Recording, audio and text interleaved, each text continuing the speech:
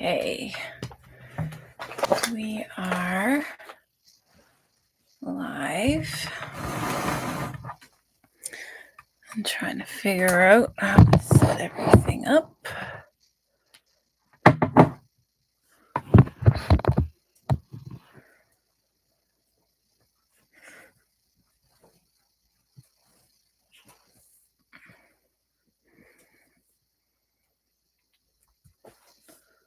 Okay. Hi, Katie. Hi, Anthony. Welcome in, everybody. Whew. Just gotta adjust here. It's hard when I'm keeping my leg elevated less and less these days.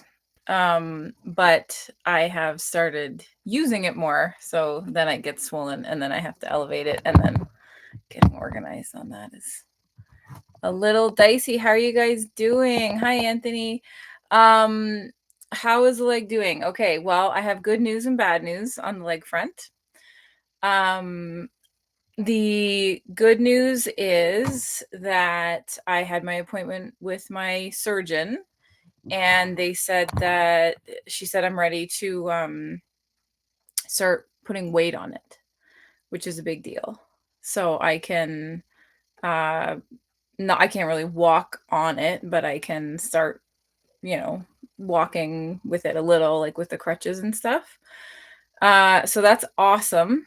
And I did. I started walking, kind of like putting some weight on it while I'm using the crutches, which is great. The downside is that the wound is still open, and it's not healing that well. The surgeon said it's like not that uncommon for this ankle surgery, because apparently you need fat to regrow tissue or something, and on your ankle you don't have as much fat as you do like if the incision was like on your thigh or something. So they're sending in the wound care specialists now to come in like every other day and try and get the wound to close, hopefully in the next like week or two. Jen says, so glad to hear you've hit a milestone in the healing process. Thank you. Yes, it is a big milestone. Well, there's two milestones. One is that I'm allowed to put weight on it, because they said it's like 6 weeks, the bone is healed. It's the soft tissue that needs help. And then the other thing is that because they want me to switch to Jen says, but bummer to hear the wound is not closing. Yeah. Thank you, Jen. Yeah, so but then because they want me to switch to hi Wade, to it going from open air healing to like a covered bandage healing. So that means I can put a bandage on it, and then I can put the boot on, and that means I can go and I can leave the house, and I'm not having the like purple problems and throbbing problems that I was having when it's not elevated. So that's going better. So that's good. That means I can like move around more. I might even be able to drive soon, maybe. Because it's my left foot, not my right foot, so I might be able to drive. So that's all really good. The wound not closing is annoying, but they're gonna come to the house like every other day and like take care of the dressing and make sure that it's like a nurse comes to the house and like does it all for you.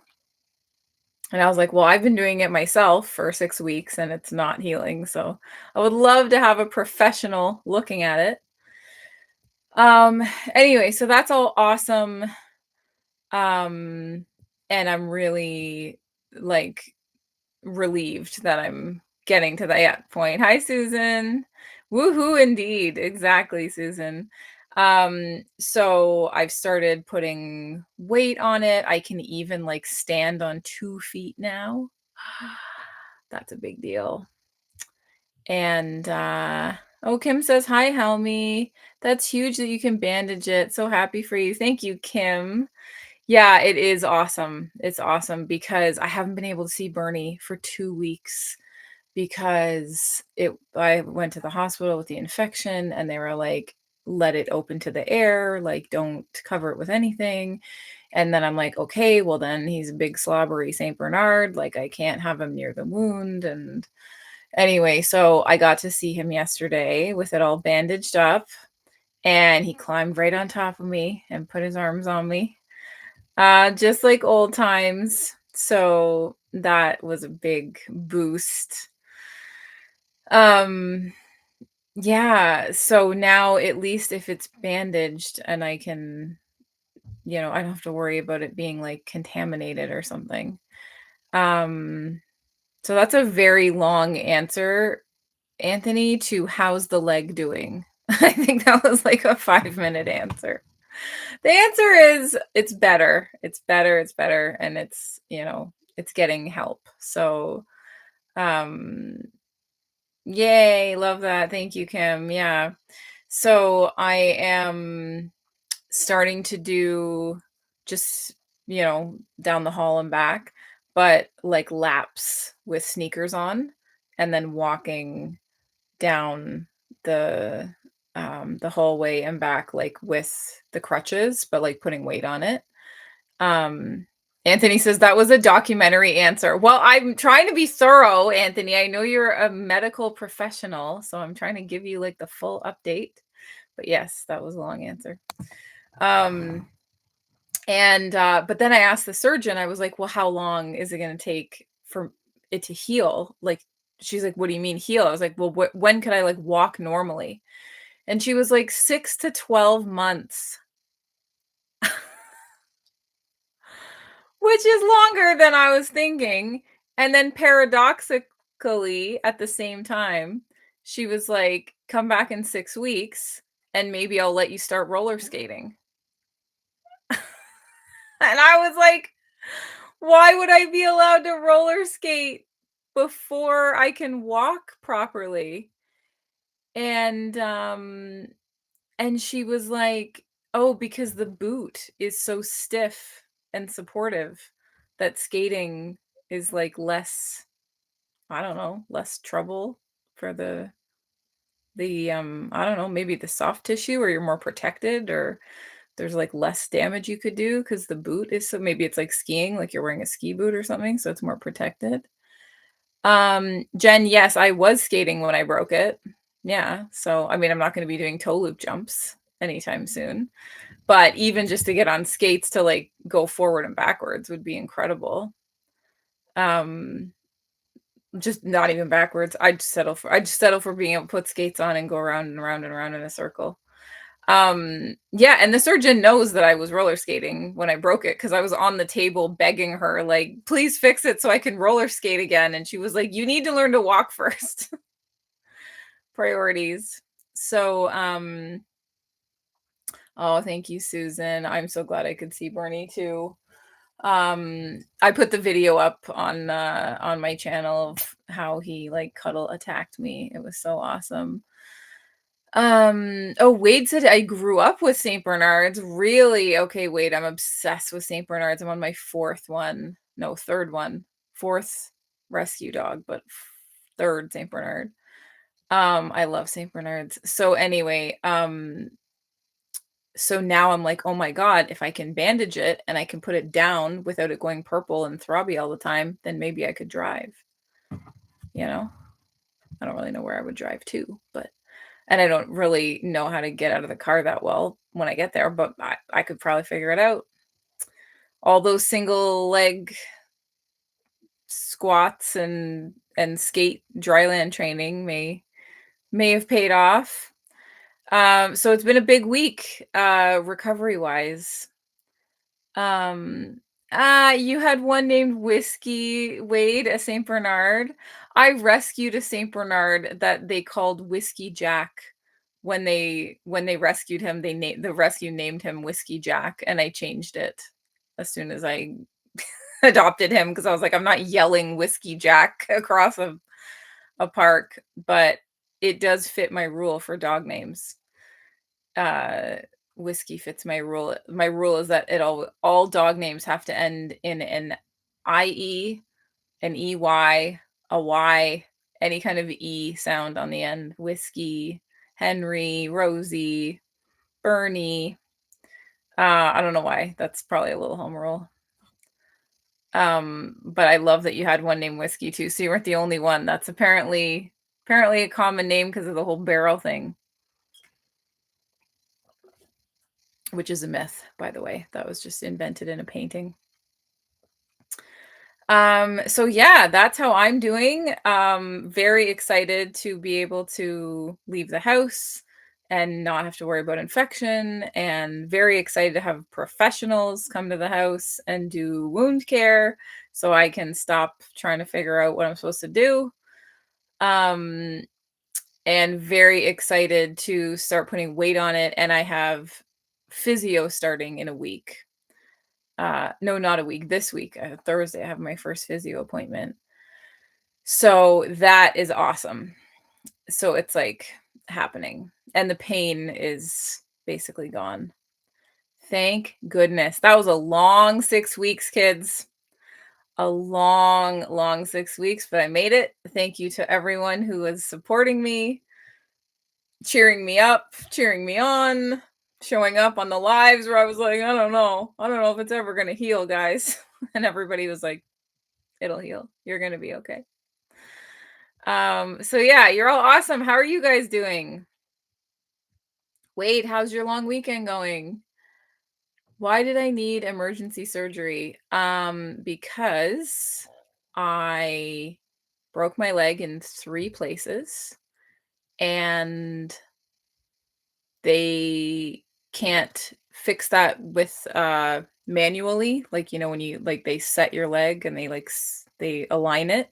They tried aligning it manually, and it wasn't lined up properly, and they're like, you're going to need surgery with like plates and screws to fix all the 3 different spots that it broke. um so that's why I needed emergency surgery. And why was it emergency? Because super painful to have your leg not lined up, and I was really kind of clawing on like minute by minute there. So that was why. If it was just a regular broken leg, they would just set it in a cast, and then it would just sit in a cast for 6 weeks and heal.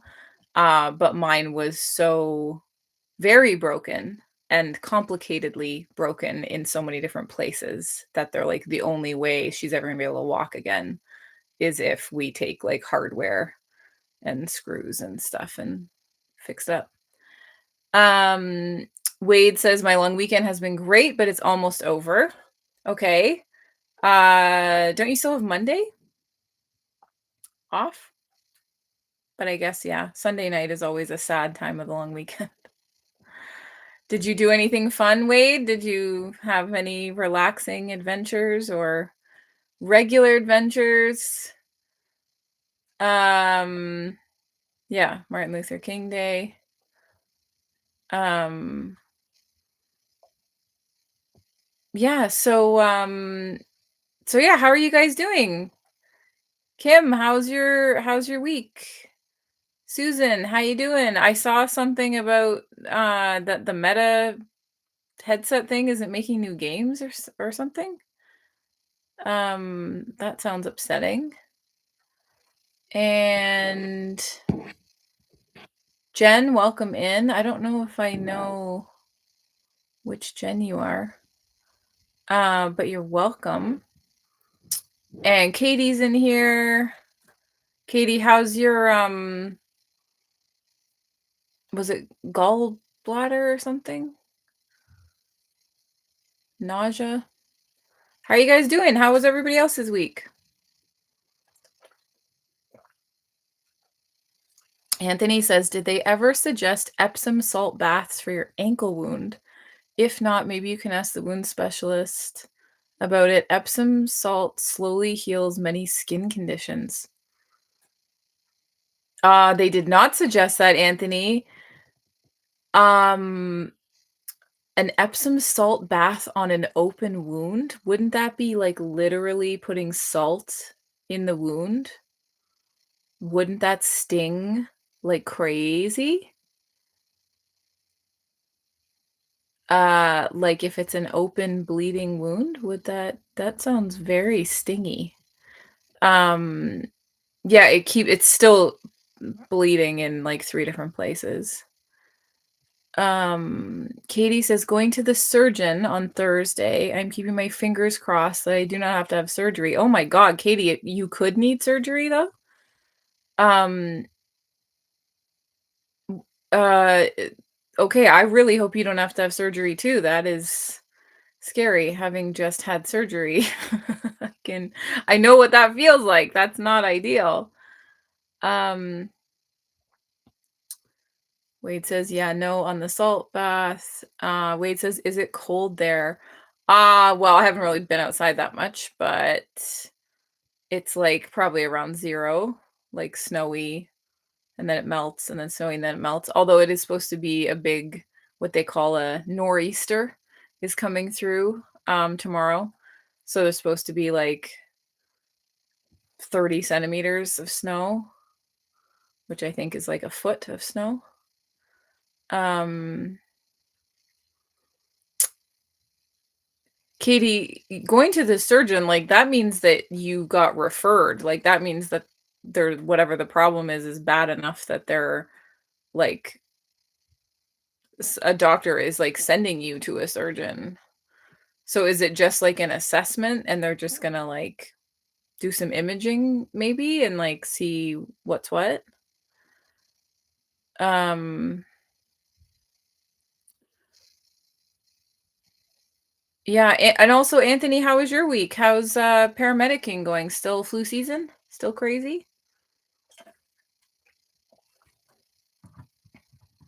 Mhm. Wade, do you have any plans for your last day of vacation? Anthony says if it's still bleeding, Epsom salt bath would be contraindicated. Okay, yes, it is still, the stitches keep not this well, the stitches are gone, but the wound has, like, 3 spots where it keeps bursting and bleeding, and then there's one big spot that is, like, you know, not not skin yet, but I will keep it in mind. As soon as it closes, I could do an Epsom salt bath. I could look it up, but no, nobody suggested that, Anthony. Nobody suggested anything. Like, at the hospital, they didn't tell me what to do or how to take care of it. They were just like, "Keep it dry. Good luck." Um, Oh, Wade says, "Good luck, Katie." That's so supportive. Thank you, Wade. Katie says, "I did get referred, but it is just a consultation to discuss the ultrasound and my blood work." Okay, so they're a specialist and they're gonna, like, look at everything and then tell you, like, what they think the best thing for you to do is.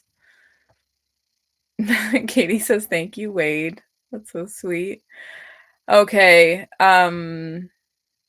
I mean, yeah, because Katie, you haven't been feeling well for a while, right? Like, um was it nausea or stomach pain or something?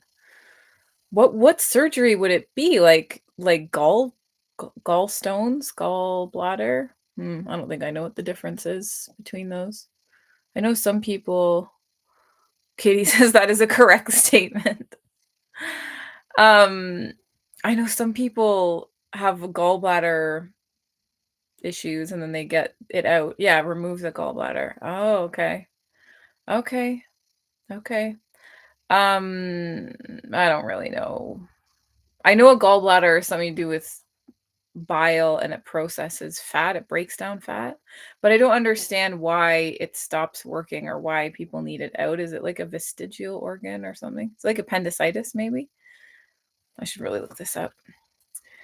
Um, Also, that's like a pretty major surgery, Katie, isn't it? Of like if you do need it out, that's like that's like internal. surgery. I guess all surgery is internal. That'd be weird. Okay. Why do I need my gallbladder removed? Let's all get educated here. Does everyone else know? I bet you Anthony knows. Anthony, if you know faster than I can Google this. They get it removed primarily due to gallstones causing symptoms or complications. Removing it stops painful attacks and prevents serious issues. Okay, Anthony probably knows. Paramedics are very busy this time of year. Anthony says we had around 47 centimeters of 47 centimeters in Ontario. Oh, that's coming here. We're gonna get that in a few days. Many fender benders. Oh, so you would be called out to like a bunch of car accidents. 47. I'm gonna translate that for the Americans. What is 47 centimeters in inches? Canadians are so funny. We measure all of our weather in metric, but then everything else is in imperial. So like you would never say I'm 164 centimeters tall in Canada. You'd say I'm 5'4". But if you're measuring snow, it's always in centimeters. I don't know why. Susan says they can do it endoscopically. Oh, okay. So it might not be like a super meter is still metric, Anthony. They don't know meters. 47 centimeters to inches.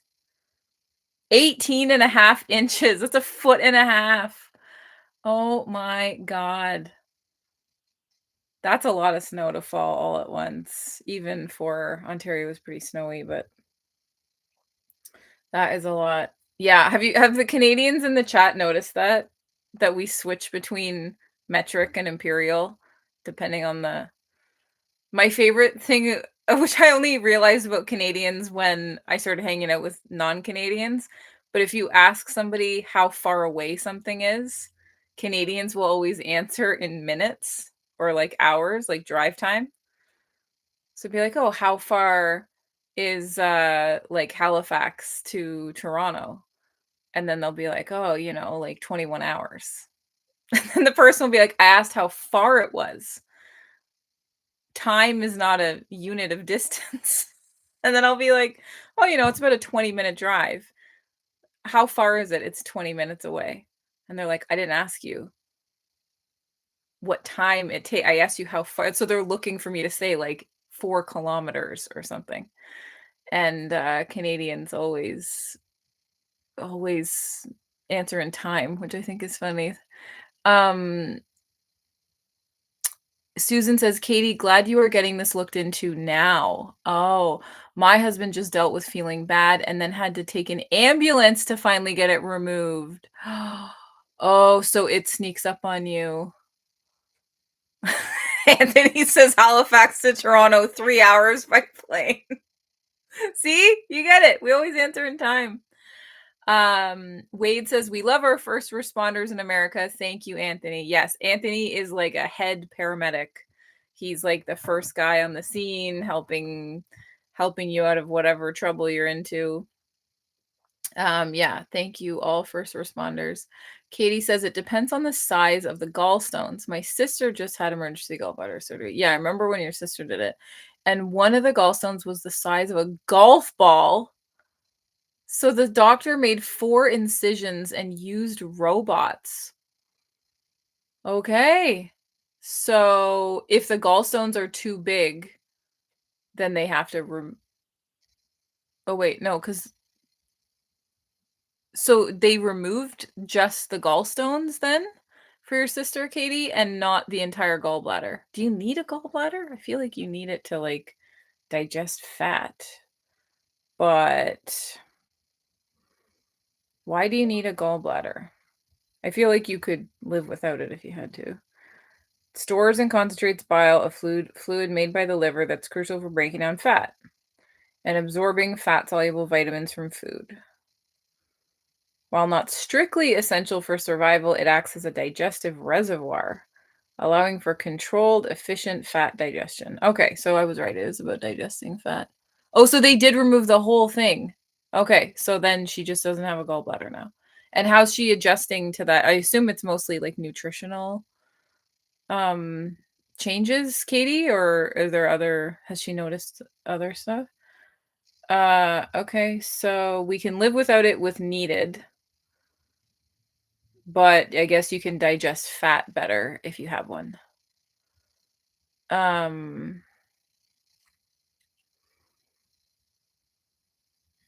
okay, it's not vital for life.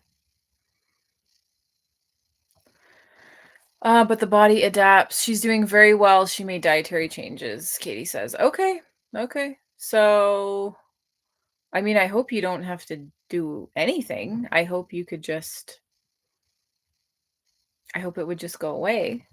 But if the doctor says you need surgery, then I guess that's better. Has your sister been feeling better since she got the surgery? Like less like nausea and stuff and pain? 'Cause yeah, like, I mean, if you've ever had the stomach flu or whatever, like, your life is misery until you feel better. Katie says, "Oh, yes." Okay, so then if you get yours out, you might feel a lot better too, Katie. That might be a good thing in the long term. And yeah, Susan's right. Laparoscopic surgeries are way easier to recover from when it's just like a tiny little incision than than me. Um Not than me, than surgeries where they cut you open like that. Like I would imagine a laparoscopic surgery would be an easier recovery. Okay, so Katie, do you have an outcome that you're hoping for? Like you're hoping to avoid surgery, but then how do you feel better? Like we got to get your symptoms to go away too, right?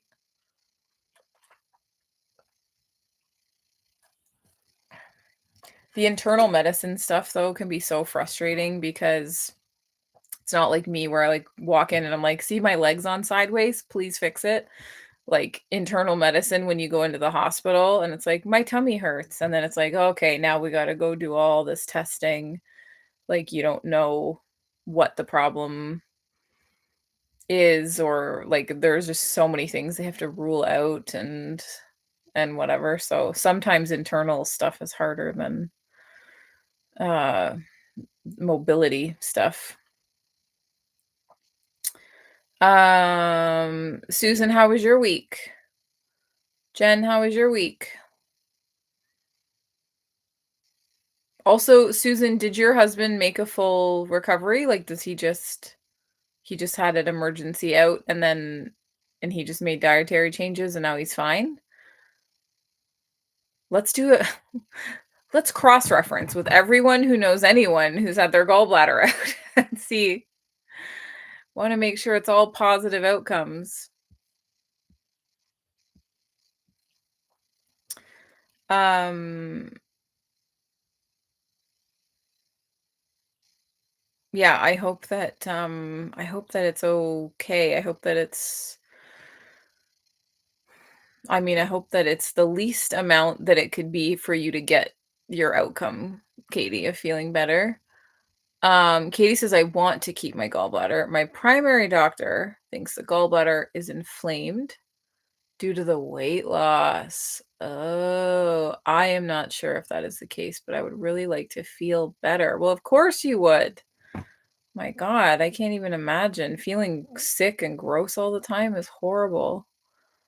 Um, so if your primary doctor thinks the gallbladder is inflamed due to the weight loss, then does that mean the gallbladder could become uninflamed if the weight loss slowed down or if your body like adapted or adjusted to it?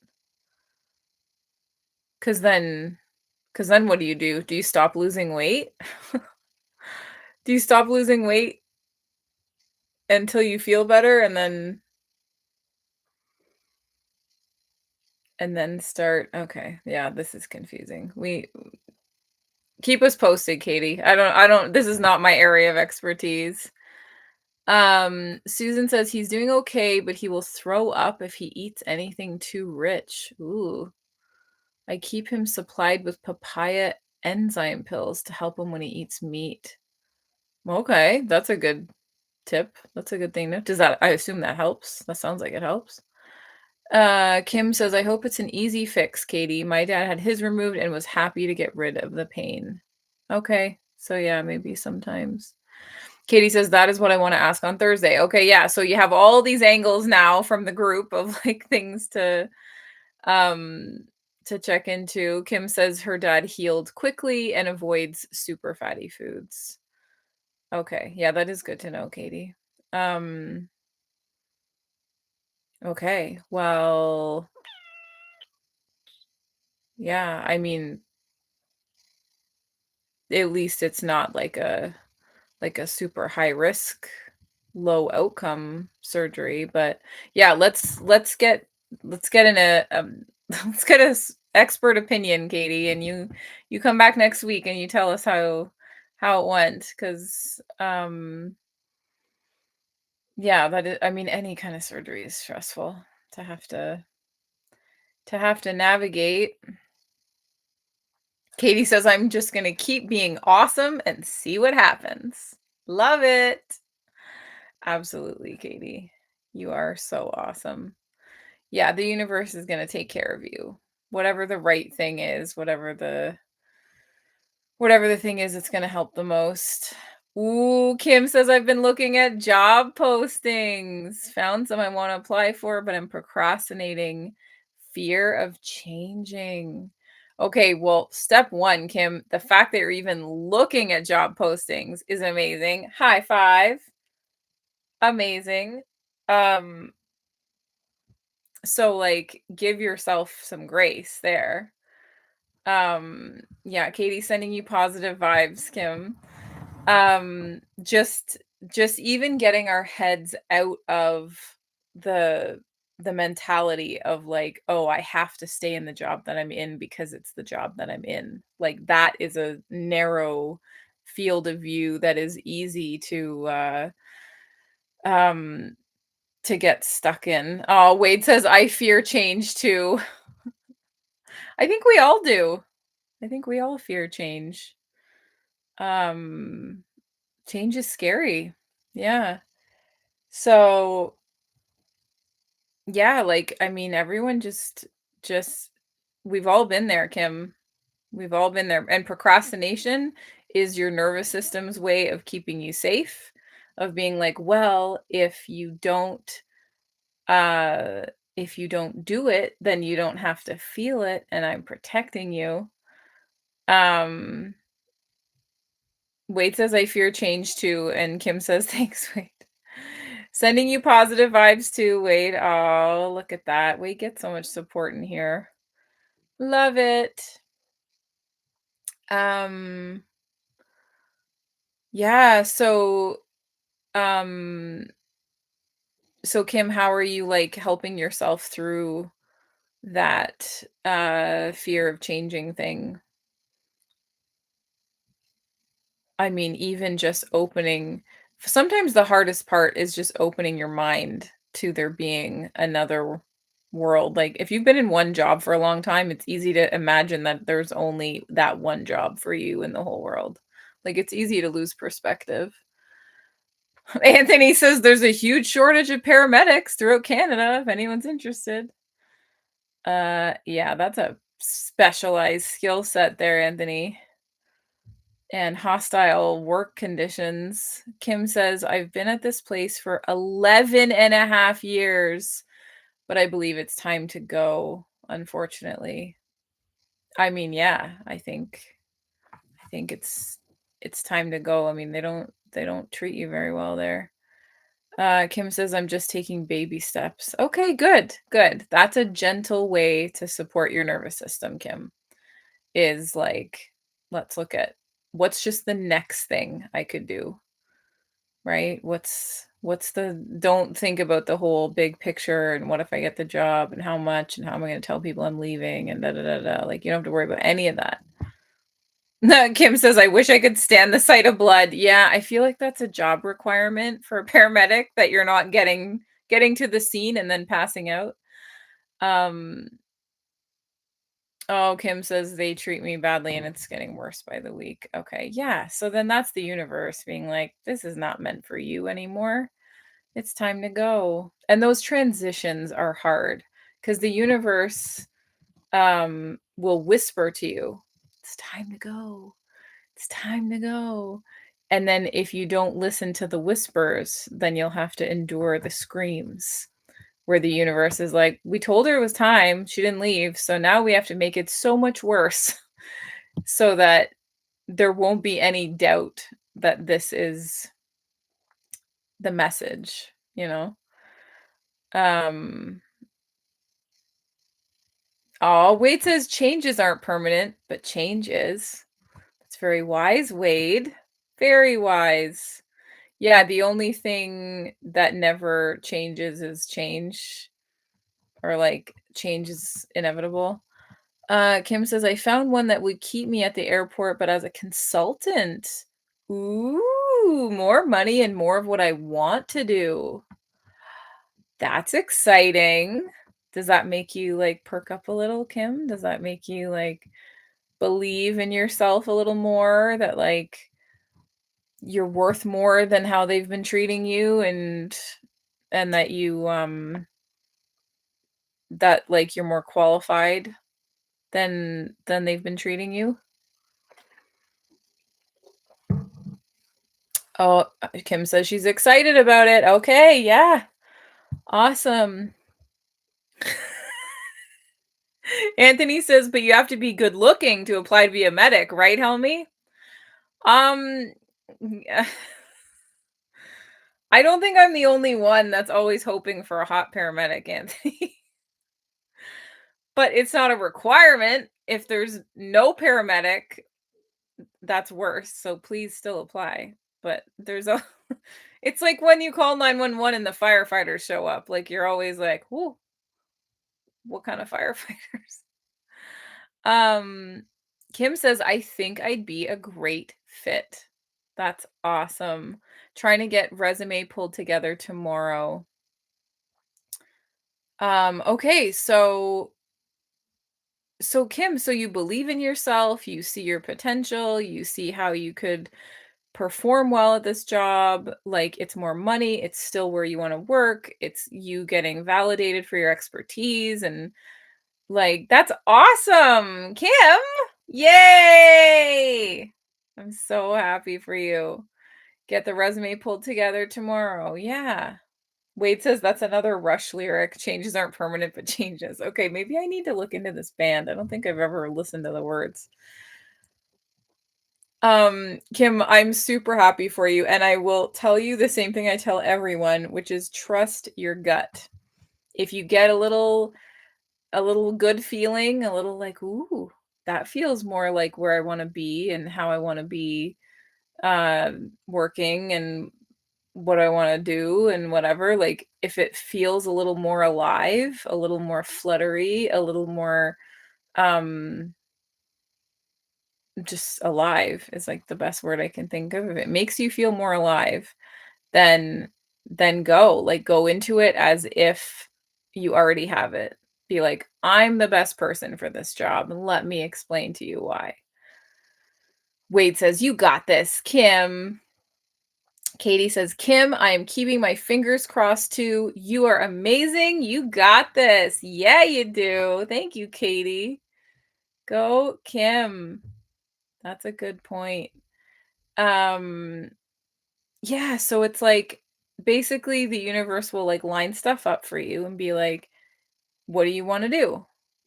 And if you pick one thing that gives you those flutter feelings, and then you're like, that's what I want to do, then the universe is like, okay, that's what she wants to do. Like, let's respond to that. Let's see what happens there. But if we say to the universe, well, I don't know if I'm good enough, then the universe is like, well, then all you're going to get is, I don't know if I'm good enough. Like, we can only keep giving you what you're putting into it. It has to match the energy. So if you go into the energy, Kim, with like, you're so lucky that I saw this ad. You're so lucky that like I walked in here today. because let me explain to you why I am the perfect person for this job. Like, you guys just won the lottery. Not in an arrogant way, not in a condescending way, but in a, like, in a self-belief way. And then the universe is like, "Okay, she believes in herself. Like, let's see this. Let's keep going in that direction. What's the version of her that believes in herself?" And it just keeps reinforcing whatever you think. So think I encourage you, Kim, to think, "I'm awesome. This job is already mine," if that's the one that you really want. Uh, and then just be like, "What do I have to do to make it mine? I have to get the resume together." Um, Katie says, "Kim, I" what is Katie? Oh, no, I already read that. Uh, Kim says, "Thank you, Wade. Thank you, Katie." Katie says, "I've been giving so much love to the people in my life, and I'm getting so much love back. The universe is amazing." Katie, that's so cool. Tell us more. Tell us more. It is true. The universe gives you back it matches the energy you put in. If you put a ton of love and support in, then you get a ton of love and support back. If you go into it being like everything sucks, then everything sucks. Like, it just matches whatever you say. Kim says, "You're amazing, Katie." She is amazing. Yeah. You guys are all amazing. This is an amazing group. Um and for the longest time I could not figure that out. I just thought, like, life was supposed to be hard, and it was supposed to be a struggle, and it was supposed to be scary, and you were supposed to survive it, and that was the whole point of life. And I did not know that there was, like, this matching of, you get out what you put in, and whatever energy you approach it with is the energy that you're getting back. And I wish I had known that earlier, because I would have prioritized my mental health, and I would have prioritized my self-esteem and my well-being, and I would have prioritized um gratitude and compassion. Like, I really had none of that for myself for many decades. Um Katie says, "I'm getting out of my comfort zone and telling my friends I love them." What? I love that. Then people have unexpectedly been telling me I am precious, wonderful, and fantastic. Katie, isn't that beautiful? Isn't that just a whole miracle that, like, cause, and that's what it is, right? I love you. We start with that vulnerability. We start with that gentleness. We start with that connection. And then when you step out on that, people are like, "Oh, are we doing this now? I thought we were just suppressing our feelings and not talking about it." But if you start it, then other people are going to be like, "Oh, so that's the level on which we are interrelating." Katie says, "It really has been amazing to witness." Wow. That's so cool, Katie. Yeah, this is my theory. My theory is that compassion is contagious, and that um Wade says, "I love this group of amazing people." We are all amazing. That's true. It's a great group. I'm so glad you're here, Wade. Um, that compassion is contagious. When we have compassion for ourselves and love for ourselves, and then we fill that up, and then we can go out into the world and be like, "Here's some, I have extra. I have so much compassion, so much love for myself. You can have some. I can meet you with some gentleness. I can meet you with some compassion. I can tell you I love you. I can be vulnerable." And then that's contagious. That makes other people want to receive that, and then start, and you see it, like, moving from person to person, that, like, the compassion is contagious.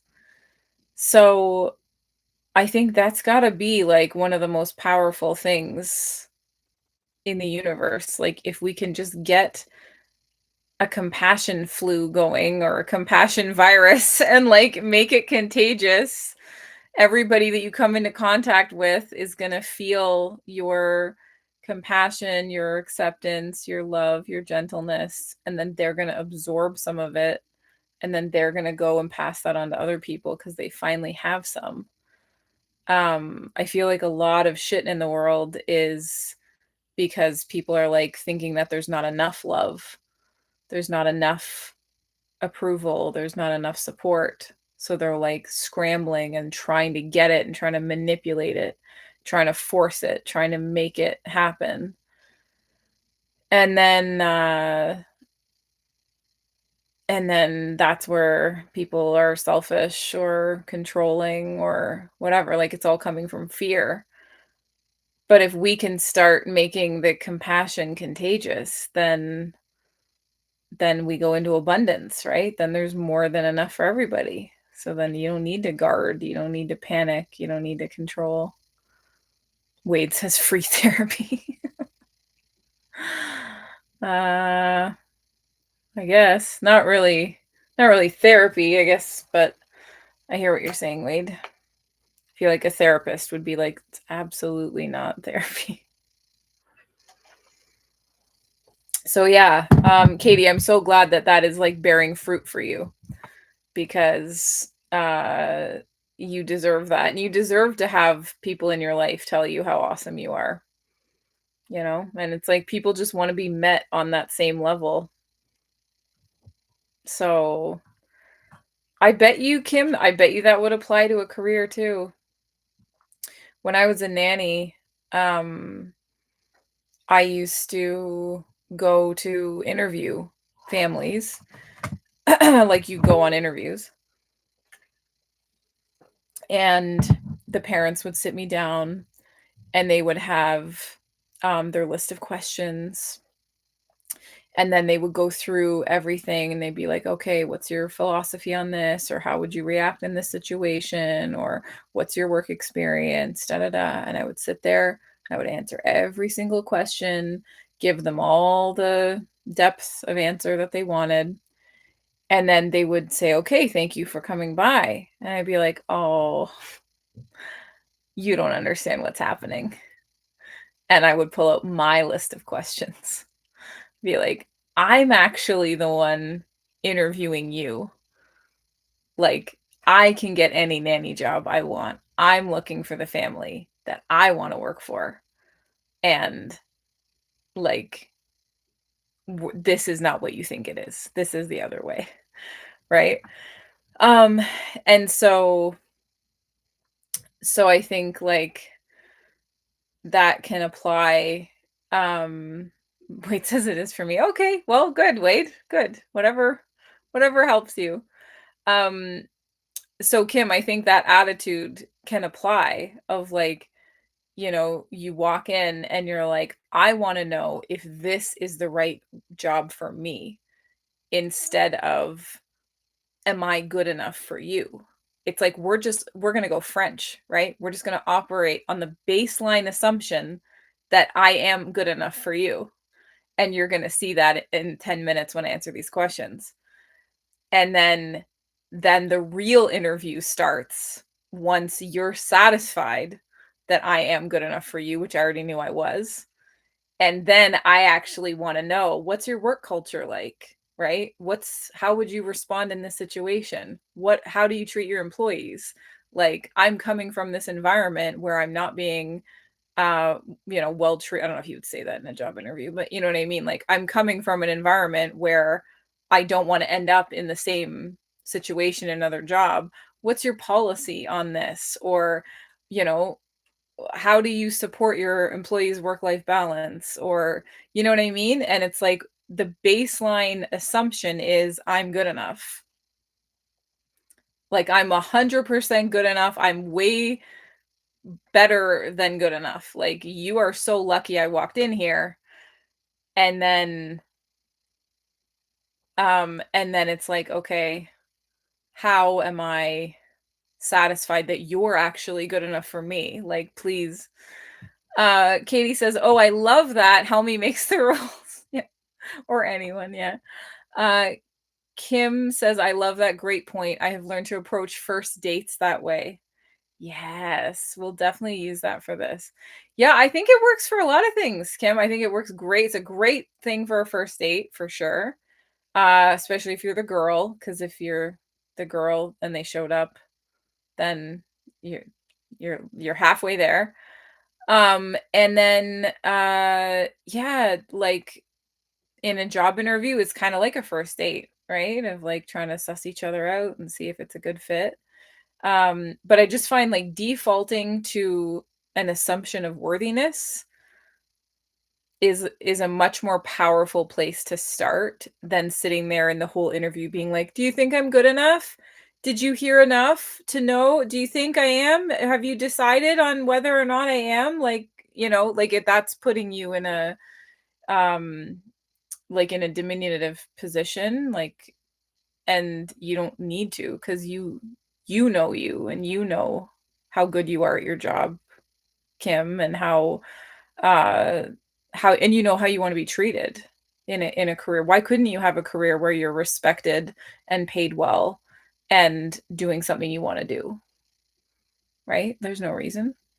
Just got to find the right fit, and then the right fit is only going to come if you have that I'm awesome.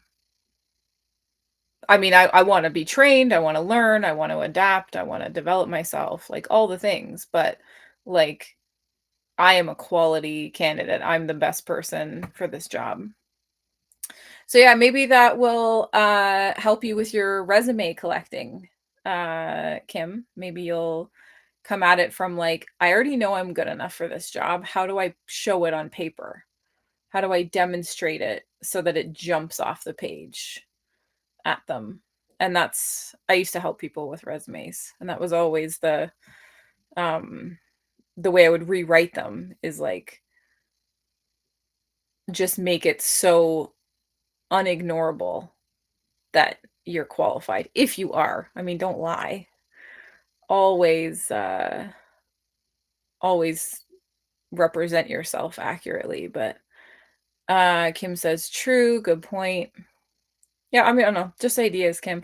I just find personally walking into a job interview being like I'm actually interviewing you because I know me and I know how qualified I am for this is feels better than walking in being like, "Do you think I'm worthy? Do you think I could qualify? Do you think I'm good enough?" Like, Kim says, "Careful, I'll send mine to you for critique." Yeah, I used to love looking at people's resumes. I used to be a resume whiz. And it always amazed me when if I knew the person and then I would look at the resume and I'd be like, "How are you not on here? Like how have you not been able to represent yourself on the paper? Because I know you and I know you're awesome, but I wouldn't know that just by reading this resume." Um, so yeah, I think people just have a hard time expressing themselves because the resume is literally the one place in our culture where you're supposed to brag about yourself, right? And like we get so socialized against that a lot of people are like very much underselling, undervaluing their stuff. And then now there's all this like AI stuff and like putting in the right, phrases or whatever that the thing's looking for. But I don't know if this is true or not because I didn't try it myself, but I saw somebody's hack for that for the resume, like where they have AIs sorting through them, like it's not a human reading them anymore, is that you just write in right on the resume, this is the best resume I've seen today or whatever the AI is looking for. And then just change the text to white so that you can't see it on the page, but the AI can still read it. And then that'll get you an interview or get you like, I don't know, maybe I'll get you a phone call or something. I don't know if that's true because I don't know how I haven't applied for a job like that in a while, but if they are sorting resumes with AI, then there's got to be something you can do to like to put in, "This is the best candidate for this position." Just change the text color and have the text color be white and then the thing pick it up anyway. Kim says that's hilarious. Yeah, you gotta try something. You gotta find a way around the algorithms or whatever. Um, because you're the best one, Kim. You're like uniquely qualified. So it's just then how do you help them to know it too?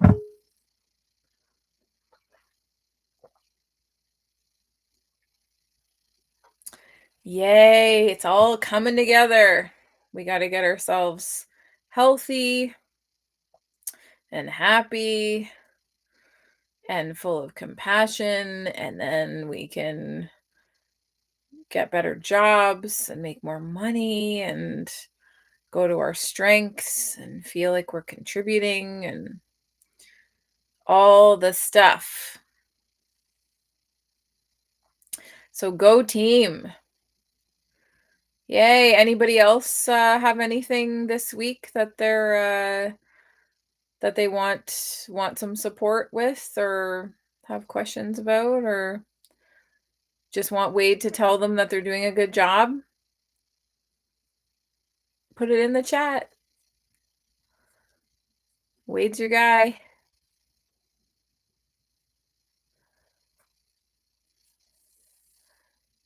Um yeah, and I just feel like people forget that like we're all on the same team. We're all trying to be a person. We're all trying to figure it out. It's hard, scary, lonely. Change is hard. Change is scary. Like everything is hard and scary and lonely unless you're in a group. And then you're like, well, feels better now, doesn't it? So I like uh I like creating the group or the community or the space for people to uh relax into of like we're all just doing our best. And it's much like I know for myself, I would not have recovered the way that I have, even though the wound is still open. Like I put weight on it today, guys. Like I was picking up my other foot and taking a step, and there was weight on that leg. So I wouldn't have gotten through the last 6 weeks if I hadn't had the support, and the Sunday night live and like the same people show up and we're like checking in with each other and we're supporting each other and like we're catching up with each other. Like I wouldn't I wouldn't have weathered this storm as well as I did if I didn't have that support. So I just want to like give more of it, get more of it, like help other people get more, the whole deal. Yes, Kim says lover groups. Yay. Okay, well, if nobody else has anything going on that they need support for, then I guess we will call it here at an hour. Um, but I'm super, super happy that everyone showed up and we're all cheering each other on. Katie, I hope that you get good news from the surgeon. Kim, I hope that you feel inspired to get your resume together and maybe send it to me if you want some tips. Wade, I hope you have a great long weekend and that you get to enjoy your last day off. Anthony, don't work too hard. Don't get sick. Just hang in there. And thank you for all your leg support, for lack of a better term. Um, and yeah, Susan, I hope you have a great week. Jen, I hope you have a great week. And come back next week and tell us how you're doing. Because it's more fun in the group. Yay! Kim says, so excited for you, Helmy, and will keep you in my thoughts, Katie. And yes, I will send it for sure. Yay! Okay, good, Kim. That's awesome. Susan says, look forward to hearing all about updates next week. Yes! Awesome. Okay, well, have a great week, everybody, and I will see you next Sunday night. Bye.